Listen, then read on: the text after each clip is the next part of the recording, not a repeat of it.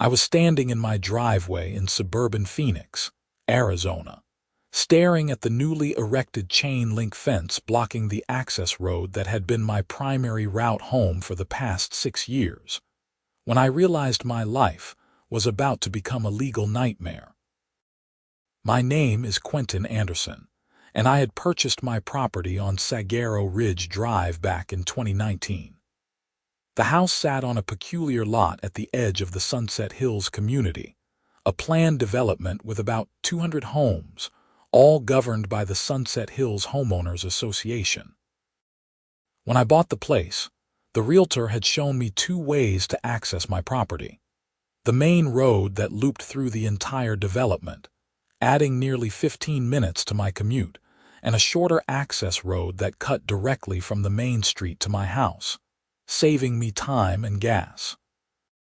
The shorter route had always been open, unpaved but perfectly functional, running along the eastern edge of the community near the retention pond. It was a Tuesday morning in early March when I first encountered the fence. I had left for work at 7 in the morning using my usual route, and when I returned home at 6 that evening, there it was. 8 feet of galvanized steel topped with barbed wire and a shiny new padlock securing the gate. A sign hung from the fence reading, "Private Property. Sunset Hills HOA. No trespassing." I sat in my truck for a solid 5 minutes, engine idling, trying to process what I was seeing. My German Shepherd, Max, whined from the passenger seat, sensing my agitation. I pulled out my phone and dialed the HOA management office, but got only a recorded message saying they were closed for the day. Frustrated, I had no choice but to take the long way around, adding an extra 20 minutes to my already long day. The next morning, I was at the HOA office when they opened at 9. The receptionist, a young woman named Emily, looked genuinely confused when I explained my situation. "I am not sure what you are talking about, Mr. Anderson," she said, clicking through her computer. "Let me get Brenda. She is the HOA president." 5 minutes later, I was face to face with Brenda Hutchins, a woman in her late 40s with a severe blonde bob and the kind of smile that never reached her eyes. She wore a crisp white blouse and pearl earrings, and everything about her screamed middle management on a power trip. "Mr. Anderson, I understand you are upset about the access road," she said, settling into her chair with practiced authority. "But that road was never meant to be a permanent access point. The HOA board voted last month to close it." "Excuse me." I felt heat rising in my chest. "I have been using that road for 6 years. It is the only reasonable way to reach my property." "Actually, you have access via Sunset Hills Boulevard, which loops through the community." She pulled out a map and pointed to the circuitous route. "That is the proper access for all residents. That adds 30 minutes to my daily commute." "The access road has been there since before I bought my house." Brenda's smile tightened.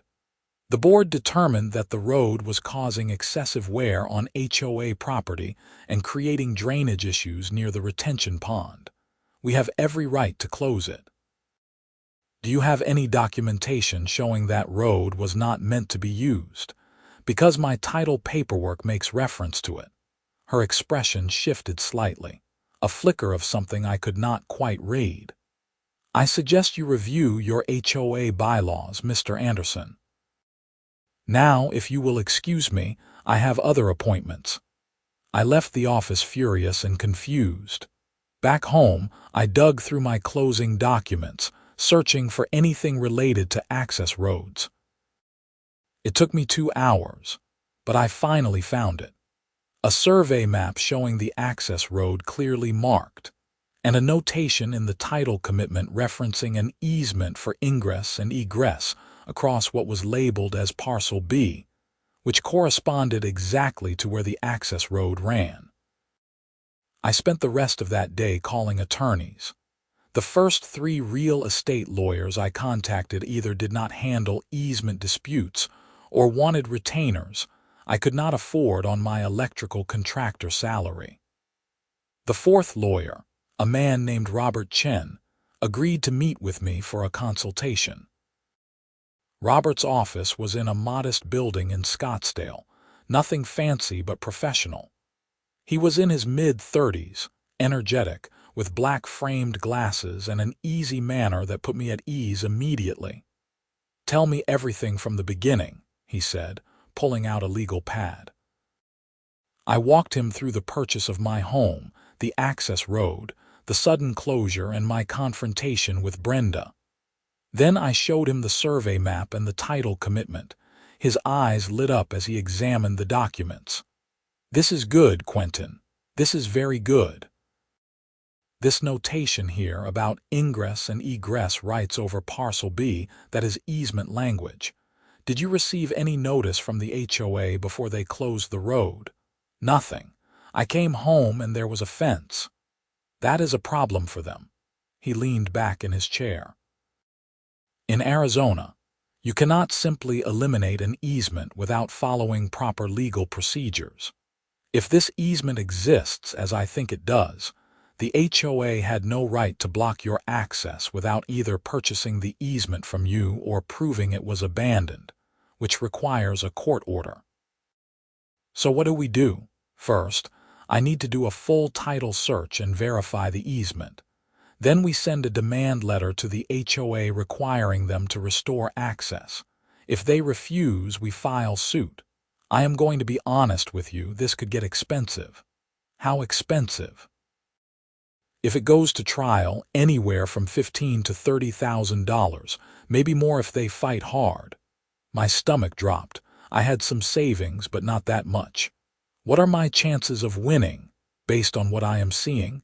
80%, maybe higher. "And if we win, we can seek attorney's fees and damages.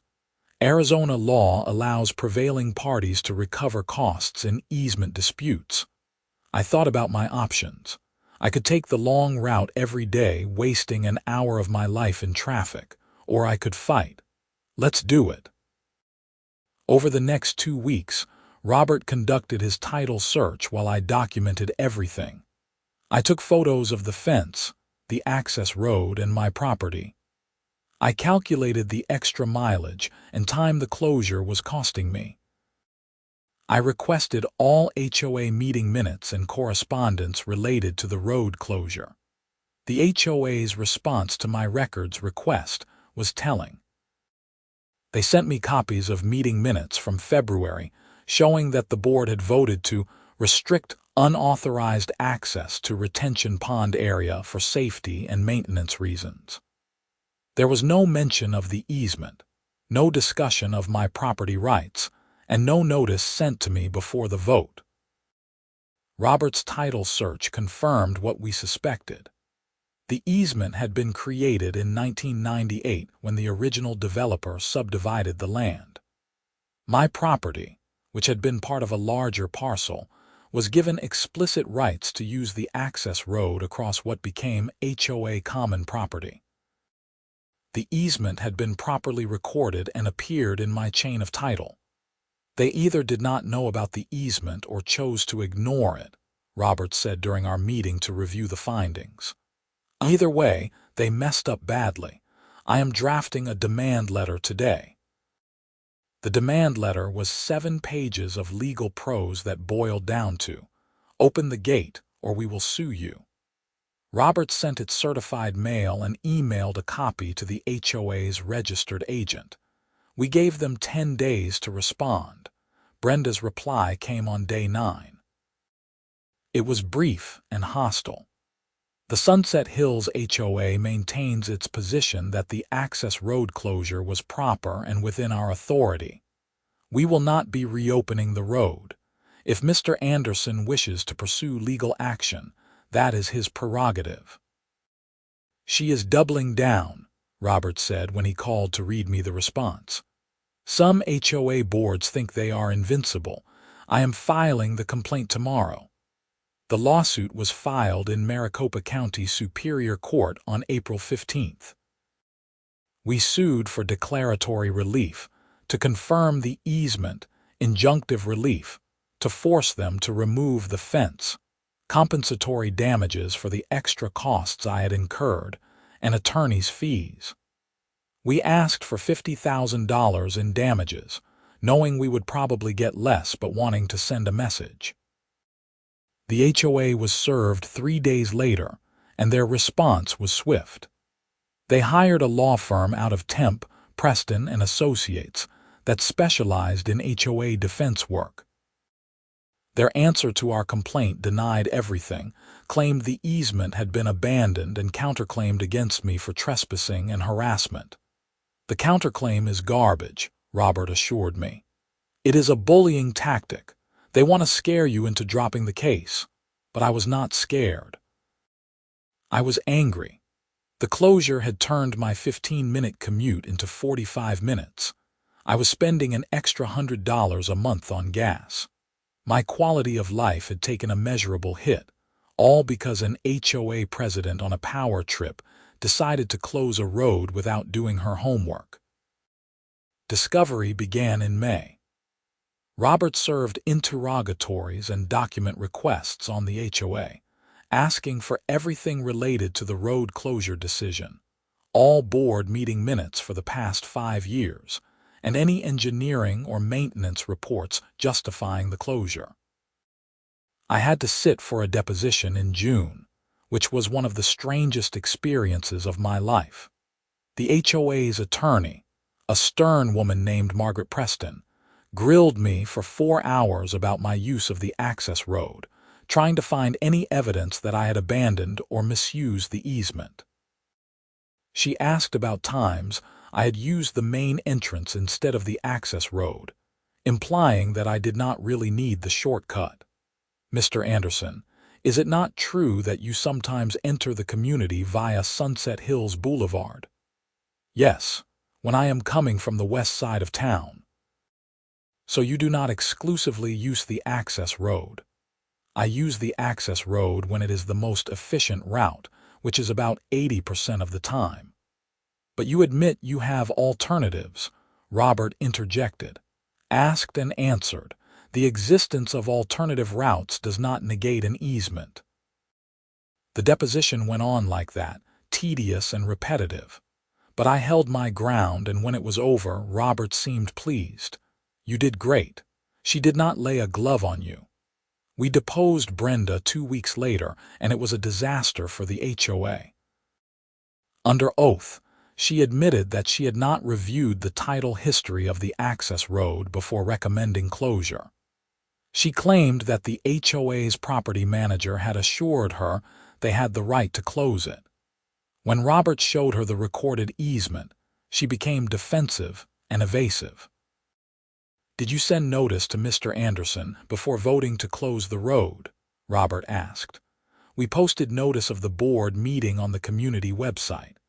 Did you send specific notice to Mr. Anderson informing him that his access would be blocked? I do not recall. Is that a no? We posted general notice. Did you send anything directly to Mr. Anderson? A long pause. No. Did you consider the impact on his property? We considered the needs of the entire community. Did you research whether Mr. Anderson had legal rights to use the road? Another pause. I relied on advice from our property manager. Did you consult an attorney before closing the road? We did not feel that was necessary. Robert let that answer hang in the air. The court reporter's fingers flew across her stenotype machine, recording every damaging admission. By August, we had a trial date set for October.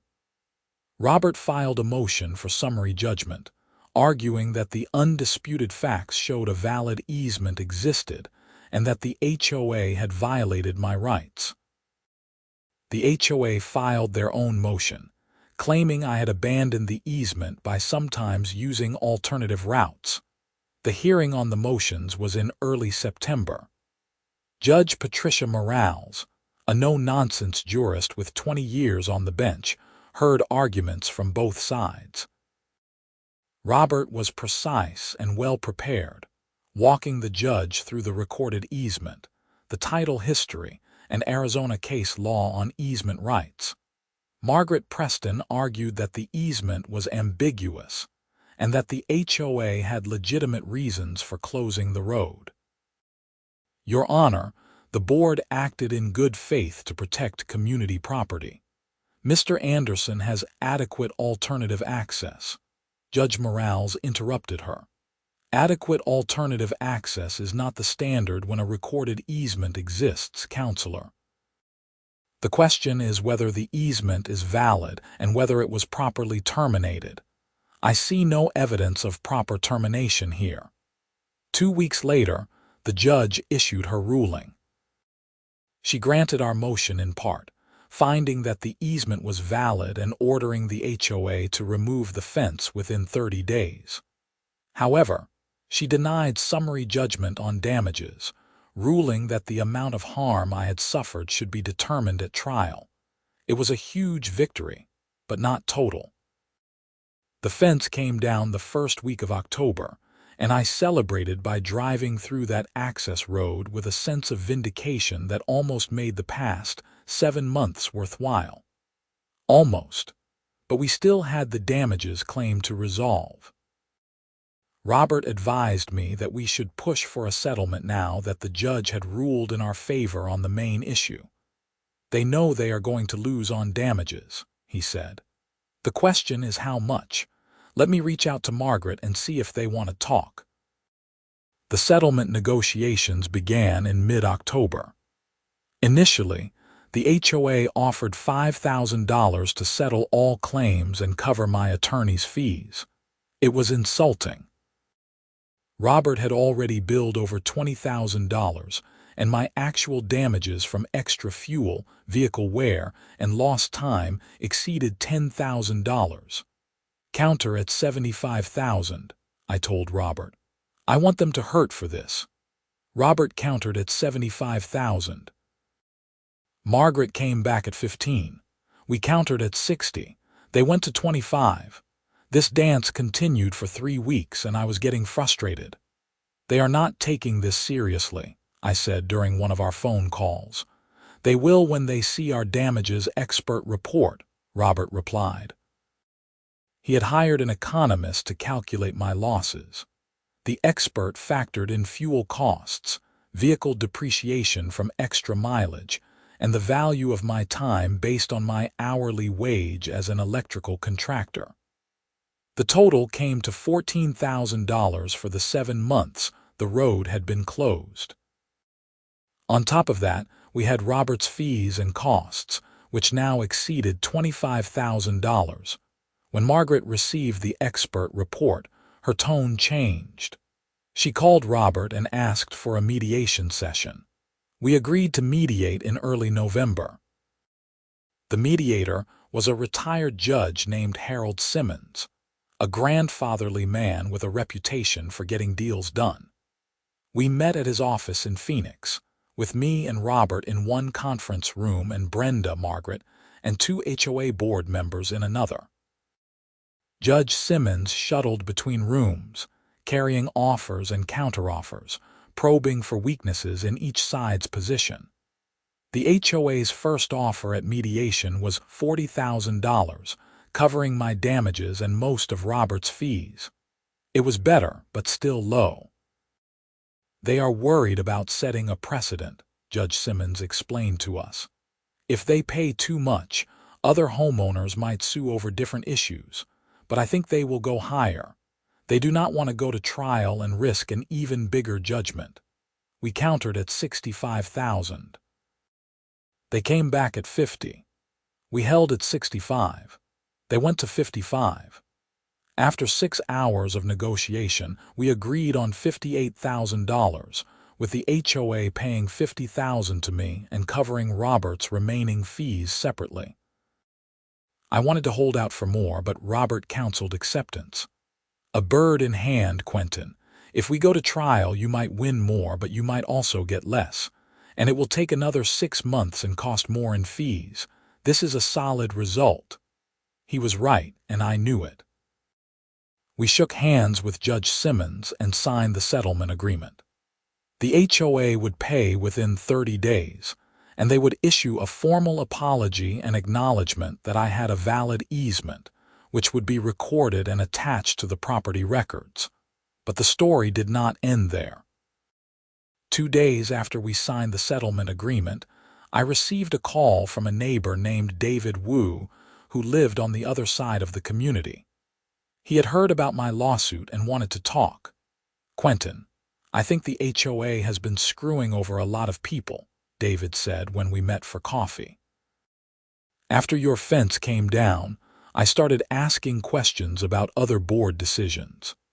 Did you know they have been denying architectural applications without proper hearings, and they have been assessing fines without following their own bylaws?" I had been so focused on my own fight that I had not thought much about the broader dysfunction in the HOA. But as David talked, I realized that Brenda and her board had been running roughshod over homeowners for years. "Why has not anyone done anything about it?" I asked. "People are scared of the legal costs. You had the guts to fight them and you won. That changes things." David organized a group of homeowners who had grievances against the HOA. There were about 20 of us who met at his house a week later. The stories were infuriating. Denied permission to paint houses in approved colors, fines for grass being a quarter inch too long, harassment for parking cars in driveways overnight. One homeowner, an elderly woman named Dorothy, had been fined $5,000 for installing a wheelchair ramp without approval, even though she had submitted an application that was never processed. Another homeowner, a young couple named James and Lisa, had been denied permission to install solar panels despite state laws protecting that right. "We need to vote Brenda out," someone said. "When is the next board election?" I asked. "January," David replied. "We have 3 board seats up for election. If we can get 3 new people on the board, we can change the direction of this HOA." We formed a slate of reform candidates: David, Dorothy, and a retired attorney named Frank Martinez. I volunteered to help with the campaign, attending community meetings and talking to neighbors about the need for change. Brenda fought back hard.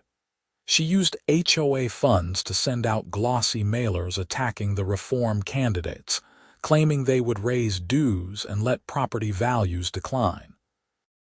She held invitation-only meetings with her supporters, spreading rumors about the reformers, but she had picked the wrong fight. My case had become well known in the community, and most homeowners were sympathetic. The local newspaper had even run a story about the lawsuit, painting the HOA in a negative light. When David and the other candidates talked about transparency and accountability, people listened. The election was held on January 15th at the community clubhouse. Turnout was massive, over 300 homeowners, triple the usual number. Brenda stood at the front of the room, trying to maintain her composure as ballots were counted. When the results were announced, all 3 reform candidates won by large margins. Brenda's face turned red as she conceded defeat. She tried to give a gracious speech, but her bitterness came through. "I hope the new board understands the challenges they will face," she said. "Running an HOA is not as easy as criticizing from the sidelines." The new board took over in February, and the changes were immediate.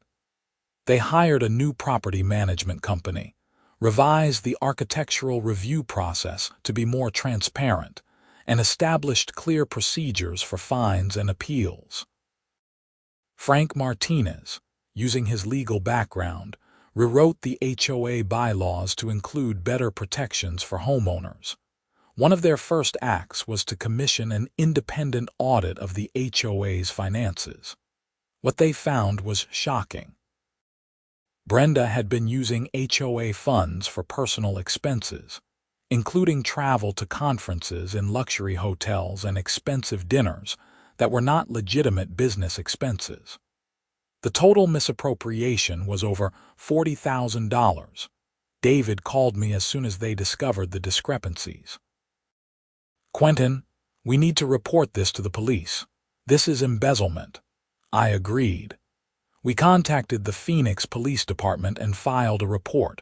A detective named Sarah Mitchell was assigned to the case. She reviewed the audit, interviewed board members, and obtained financial records from the HOA's bank. The investigation took 3 months.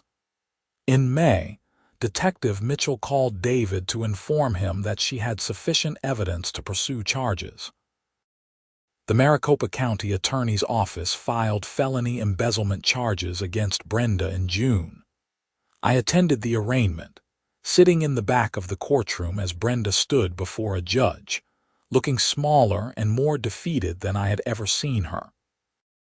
She pleaded not guilty, and her attorney argued for a plea deal. The prosecutor was not interested in leniency. "Your Honor, Miss Hutchins held a position of trust within her community. She abused that trust to enrich herself at the expense of her neighbors. The state believes this merits prosecution." Brenda's trial was scheduled for September, but she never made it that far. In August, she changed her plea to guilty in exchange for a reduced sentence.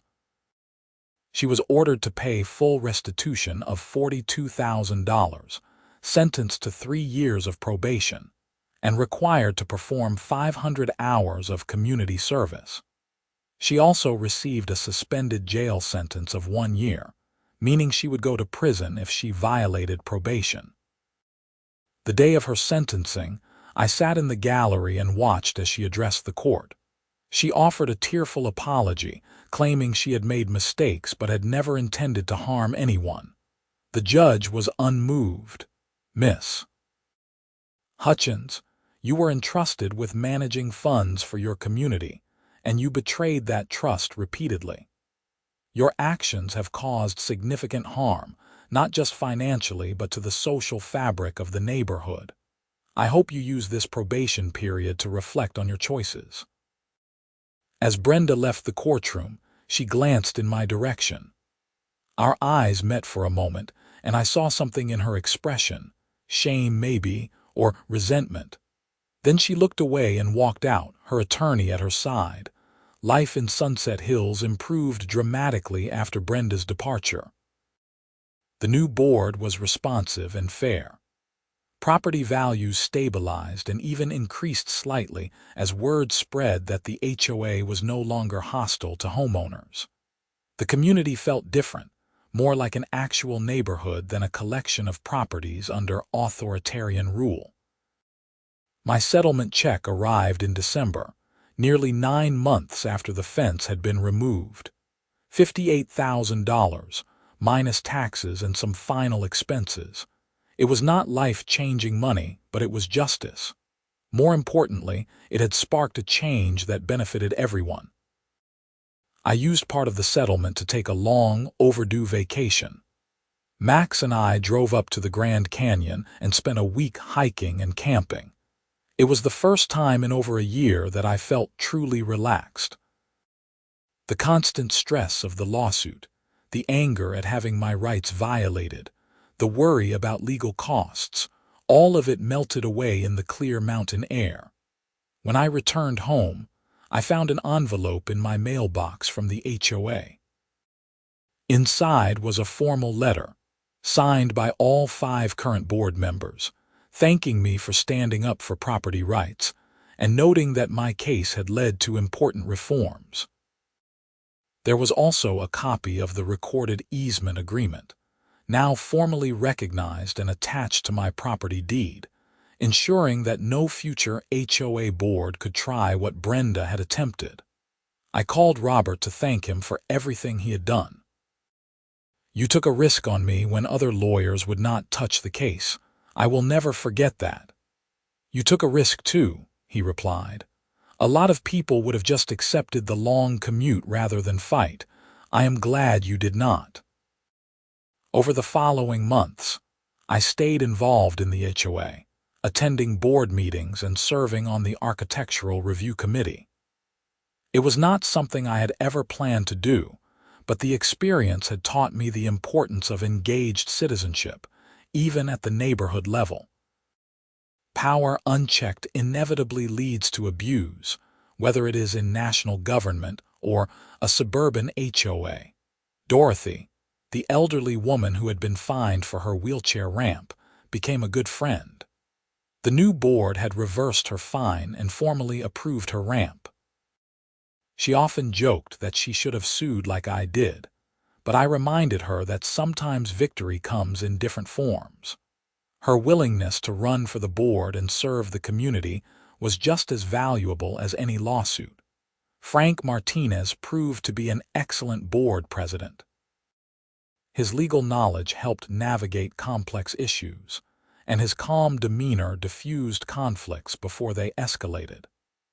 Under his leadership, the HOA adopted a dispute resolution process that required mediation before any legal action, saving everyone time and money. One afternoon in late spring, I was working on a project at my house when a car pulled into my driveway. It was a couple in their 30s, and they introduced themselves as potential buyers looking at a house down the street. "We heard about your lawsuit," the woman said. "Is this a good community to live in?" It was a fair question, and I thought carefully about my answer. "It is now. It was not always, but the people here fought to make it better. If you are willing to be involved and hold the board accountable, then yes, it is a good place to live." They thanked me and drove off. I hoped they would buy the house. The community needed people who understood that HOAs only work when homeowners participate and demand transparency. That summer, I was contacted by a local news station that wanted to do a follow-up story on my case. They had covered the initial lawsuit, and now they wanted to report on Brenda's conviction and the subsequent reforms in Sunset Hills. I agreed to be interviewed, along with David and Frank. The segment aired in July and was well received. The reporter framed it as a cautionary tale about HOA overreach and a success story about grassroots activism. Several other communities reached out afterward, asking for advice on how to reform their own dysfunctional HOAs. I started giving occasional talks at community centers about property rights and HOA governance. It was never something I had imagined doing, but I discovered I was passionate about the topic. Too many homeowners suffered silently under abusive HOA boards because they did not know their rights or could not afford to fight back. One of my talks was attended by a state legislator who was considering HOA reform legislation. She asked if I would testify before a committee studying the issue. In October, I found myself at the Arizona State Capitol, telling my story to a room full of lawmakers. "Homeowners need better protections," I told the committee. "HOAs provide valuable services, but they also wield significant power over people's homes and lives. When that power is abused, homeowners should have accessible remedies that do not require tens of thousands of dollars in legal fees." The committee was receptive, and several legislators promised to introduce reform bills in the next session. I left the Capitol feeling hopeful that my experience might lead to systemic change that would benefit homeowners across the state. Back in Sunset Hills, life had settled into a comfortable rhythm. I used my access road every day without interference. The retention pond area where the road ran was properly maintained by the HOA, and there had never been any legitimate drainage or safety issues. Brenda's justifications for closing the road had been pretexts, nothing more. Max grew older and slower, spending more time napping in the sun than running around. I adopted a second dog, a rescue mutt named Bella, who brought new energy to the house. They became inseparable companions, and watching them play in the backyard reminded me of the simple pleasures that had gotten lost in the year of legal warfare. I ran into Margaret Preston, the HOA's former attorney, at a local restaurant one evening. It was awkward at first, but she approached my table and offered a handshake. "No hard feelings," she said. "I was just doing my job representing my client. I understand. Robert was doing his job representing me." For what it is worth, I told Brenda from the beginning that closing the road was a mistake. She did not listen to me. It was a small moment of validation, knowing that even the opposing attorney had recognized the weakness of the HOA's position. It also confirmed what I had suspected. Brenda's ego and stubbornness had driven the entire debacle. As autumn arrived again, marking 2 years since the fence had first appeared, I reflected on everything that had happened. The lawsuit had been stressful and expensive, consuming a year of my life and testing my resolve. But it had also been transformative, not just for me but for the entire community. Property rights matter. That was the lesson I took from the experience. They are not abstract legal concepts but practical protections that affect daily life. When an HOA or any entity violates those rights, people need to be willing to stand up and fight, even when it is difficult and uncertain. I also learned about the importance of community organizing. My lawsuit had won me access to my road, but it was the collective action of 20 homeowners that had truly reformed the HOA and prevented future abuses. Individual resistance combined with collective action creates lasting change. The settlement money was long gone, spent on bills and the Grand Canyon trip and a new truck when my old one finally died. But I still had the most important thing: unrestricted access to my property, officially recognized and protected. Every time I drove down that access road, past the spot where the fence had once stood, I felt a small surge of satisfaction. In December, the HOA held its holiday party at the clubhouse. I normally skip these events, but David convinced me to attend. It was surprisingly pleasant. People thanked me for standing up to Brenda, shared their own stories of HOA conflicts, and talked hopefully about the community's future. Frank gave a short speech as board president, reflecting on the past 2 years. We learned some hard lessons about governance and accountability. But we also learned that this community is full of people who care deeply about doing things right. I am proud of how far we have come. There was genuine applause, and I felt something I had not expected: pride in being part of Sunset Hills. It was not the house or the amenities that created that feeling, but the knowledge that we had fought for something important and won. As the party wound down, Dorothy approached me with a mischievous smile. "You know what the best part of all this is? Brenda's house is for sale. She cannot afford to live here anymore after paying all that restitution." I felt a twinge of sympathy despite everything. "That is rough." "She made her choices," Dorothy replied. "Actions have consequences. You taught us that." Driving home that night, with Max snoring in the passenger seat and holiday lights twinkling in windows throughout the neighborhood, I realized that the whole ordeal had been worth it. Not just for the money or the vindication, but for the principle. I had stood up for my rights when it would have been easier to surrender. I had fought back against abuse of power and won. The access road stretched out before me in the darkness, familiar and welcoming. I thought about the day I had first seen the fence, the shock and anger that had fueled a year-long legal battle. That fence was gone now, dismantled and hauled away. In its place was something better: a community that understood the value of fairness and the cost of tyranny. I pulled into my driveway and sat for a moment, looking at my house. It was just a modest ranch-style home in a Phoenix suburb, nothing special. But it was mine and I had defended it. That meant something. Inside, Bella greeted me with enthusiastic tail wags while Max lifted his head briefly before settling back into sleep. I poured a drink and sat on my back patio, looking out at the desert landscape beyond my property line. The night was cool and clear, stars visible despite the city lights. My phone buzzed with a text from Robert. Saw the news story about the legislative committee. Proud of you for staying involved. Your case is still making a difference. I smiled and typed back.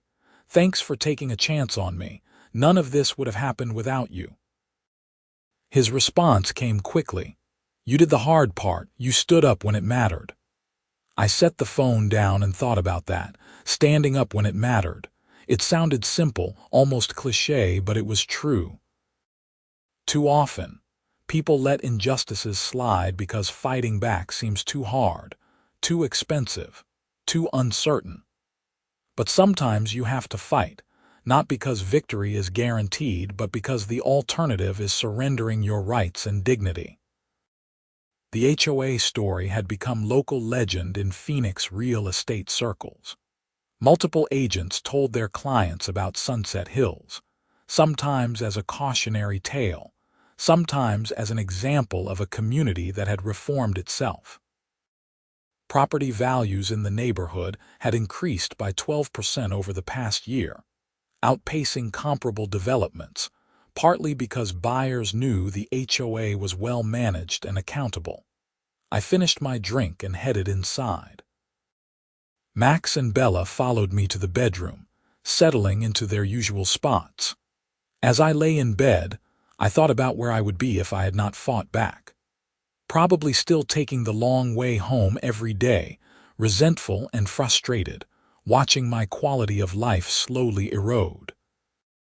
Instead, I had my access road, a better community, and the knowledge that ordinary people can win against institutions that seem powerful and immovable. Sleep came easily that night. There were no more legal battles to worry about, no more depositions or hearings or settlement negotiations. Just the quiet satisfaction of having done the right thing and seeing it through to the end. The following spring brought new challenges and opportunities. The state legislature passed HOA reform legislation, including provisions that made it easier for homeowners to challenge improper board actions, and required HOAs to provide better notice before making decisions that affected property access. The law was not perfect, but it was progress, and I had played a small role in making it happen. I also received a call from a homeowner in Tucson who was facing a similar easement dispute. Her HOA had blocked access to her property to build a new playground, and she was drowning in legal costs. I connected her with Robert, who agreed to take the case. A few months later, they won a judgment that not only restored her access, but established important precedent about HOA obligations regarding recorded easements. My story had ripples that extended far beyond my single-access road in Phoenix. Each person who heard about the case and stood up for their own rights created more ripples. It reminded me that individual acts of courage and resistance, even in mundane contexts like HOA disputes, contribute to a broader culture of accountability and justice.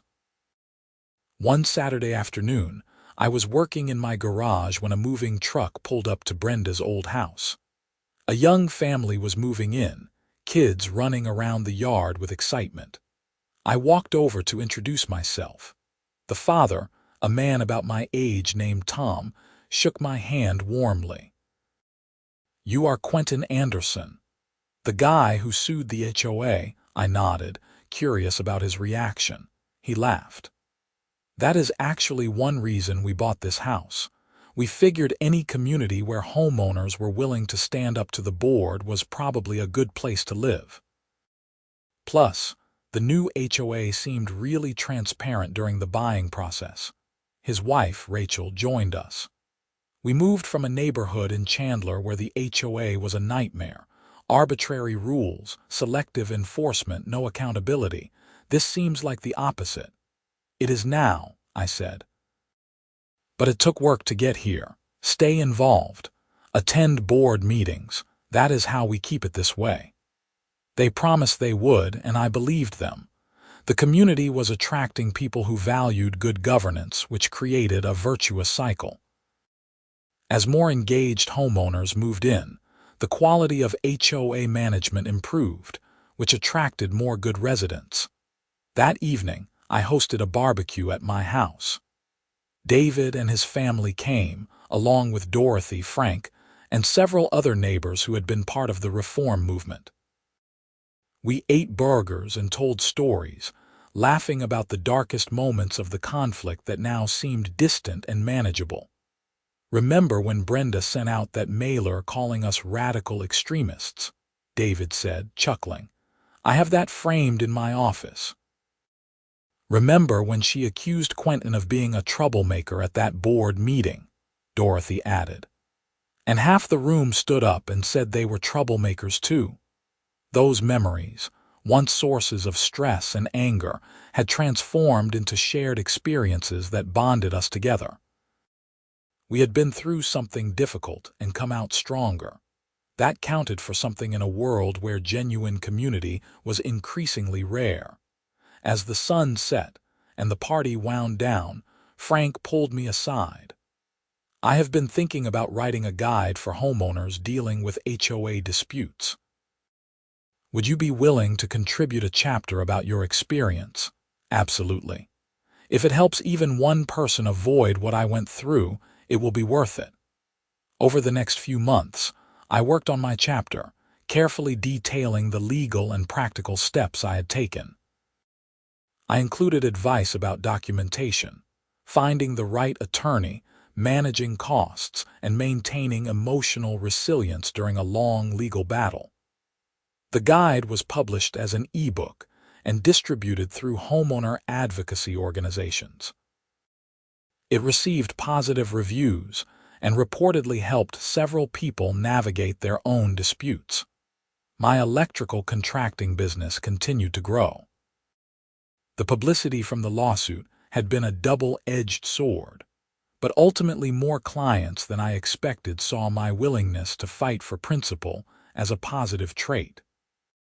Several property management companies hired me for jobs, perhaps wanting to stay on good terms with someone who had proven capable of taking on powerful institutions. I hired 2 employees, expanding from a one-man operation to a small company. It felt good to provide jobs and mentor younger electricians. One of my employees, a recent trade school graduate named Carlos, asked me about the HOA case one day while we were installing a service panel. "How did you know you were going to win?" he asked. "I did not know," I admitted. "I had good facts and a good lawyer, but nothing is guaranteed in court. I just knew I had to try." "What if you had lost?" "Then I would have lost, but at least I would have fought. Sometimes that matters more than the outcome." He considered that while crimping a wire connector. "I think I get it. My family has been fighting our landlord over some repairs he will not make. We have been scared to push too hard because we do not want to get evicted." "Do you have documentation of the problems?" "Yeah, lots of photos and texts. Talk to a tenant rights organization." "You might have more leverage than you think." A few weeks later, Carlos told me his family had filed a complaint with the city housing department, and the landlord was suddenly very motivated to make the repairs. Another small victory in the endless struggle against those who abuse power over others. 2 years after the settlement, I received an unexpected letter. It was from Brenda, handwritten on plain stationery. I almost threw it away without reading, but curiosity got the better of me. "Dear Quentin," it began, "I am writing to apologize for how I treated you and many others during my time as HOA president.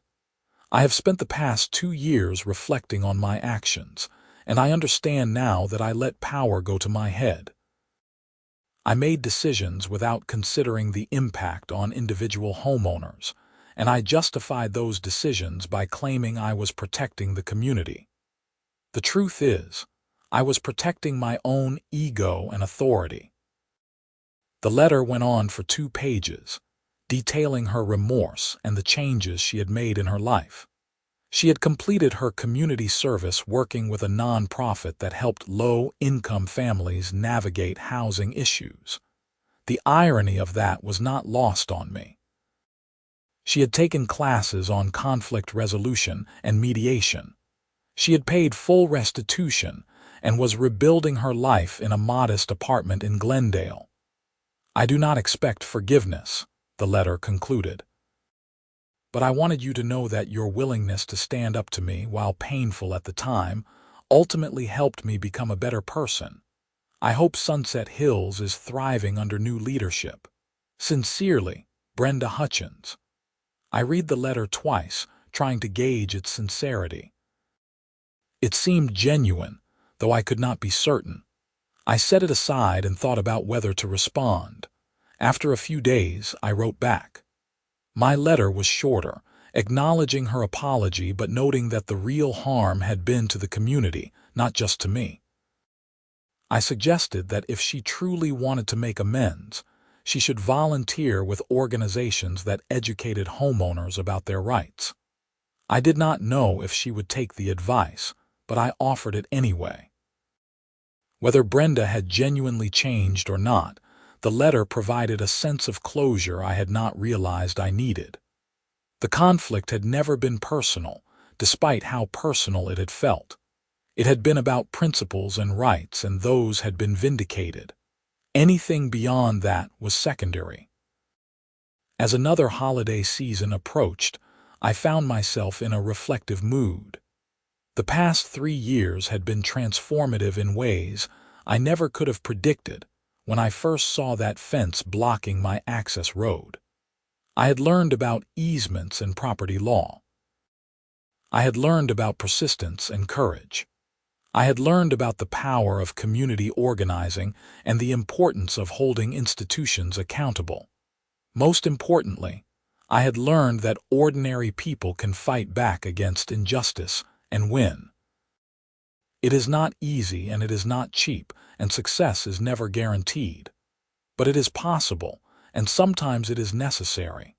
My access road remained open and well maintained.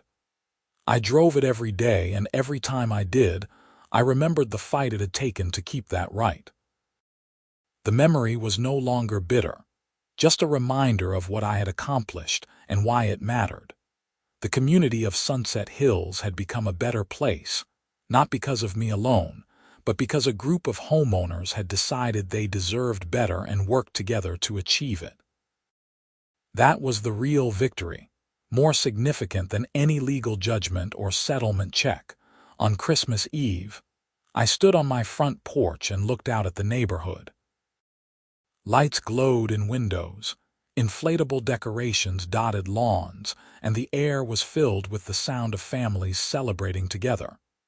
It was peaceful and warm, everything a community should be. Max had passed away earlier that year, old age finally catching up with him. I missed him terribly, but Bella had proven to be a loyal companion, and I had recently adopted another rescue dog, a Labrador mix named Duke. They sat beside me on the porch, alert and content. My phone rang. It was Robert, calling to wish me happy holidays. "How is life treating you, Quentin?" "Pretty good. How about you?" "Busy. I just settled another easement case last week. HOA tried to close a walking path that had been used for 30 years. We hit them hard and they folded before trial. You are becoming the go-to guy for these cases. Thanks to you. Your case put me on the map. I have handled probably a dozen similar disputes since then, and we have won every single one." We chatted for a few more minutes, catching up on life and work. Before hanging up, Robert said something that stuck with me. "You know what I have realized? Every one of these cases is about more than just the property issue. It is about people standing up and saying you cannot push me around. That matters in ways that go beyond the immediate dispute. You helped start something important. After the call ended, I thought about his words. Standing up and saying you cannot push me around. That simple act of defiance, multiplied across many people and situations, created a culture where bullying and abuse were less tolerated. It made communities stronger and institutions more careful about overreaching. As I headed inside to prepare Christmas dinner, I felt grateful for the unexpected journey that had started with a fence blocking my road. It had been difficult and frustrating, but it had also been meaningful in ways I was still discovering. The story could have ended differently.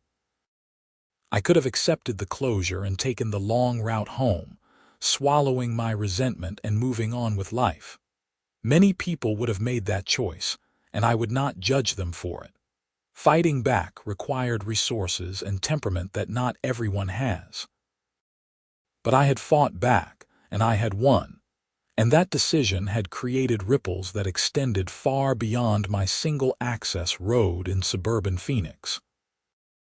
It had reformed an HOA, helped pass legislation, inspired other homeowners to stand up for their rights, and reminded people that individuals still have power against institutions. That was worth celebrating. Not just the legal victory or the settlement money, but the principle behind it all. Property rights matter. Due process matters. Holding power accountable matters.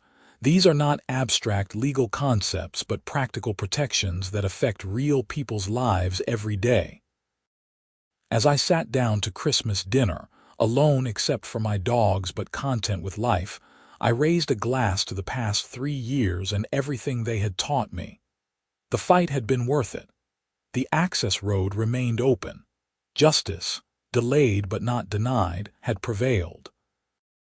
And in a small corner of Arizona, one community had learned valuable lessons about governance, accountability, and the power of citizens who refuse to be pushed around.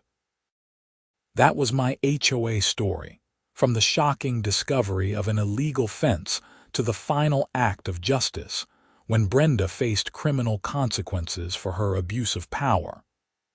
It had been a longer and stranger journey than I ever anticipated, but I would not change it. Every challenge had taught me something. Every setback had made me stronger, and every victory had been earned through persistence and courage. The access road was mine, legally and permanently.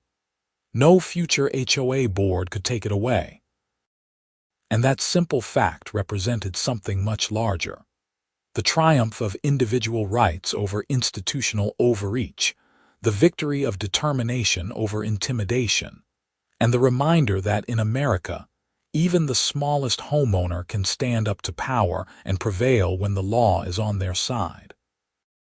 I went to bed that Christmas Eve with Max's old collar hanging on my bedside table and Bella and Duke curled up at my feet.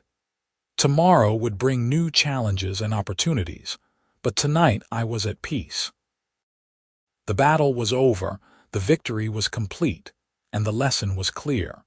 Never let anyone take what is rightfully yours without a fight.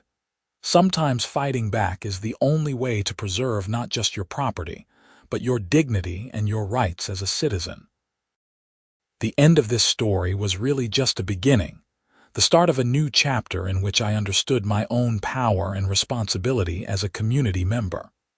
But the core conflict, the illegal closure of my access road and the subsequent legal battle, had been fully resolved in my favor.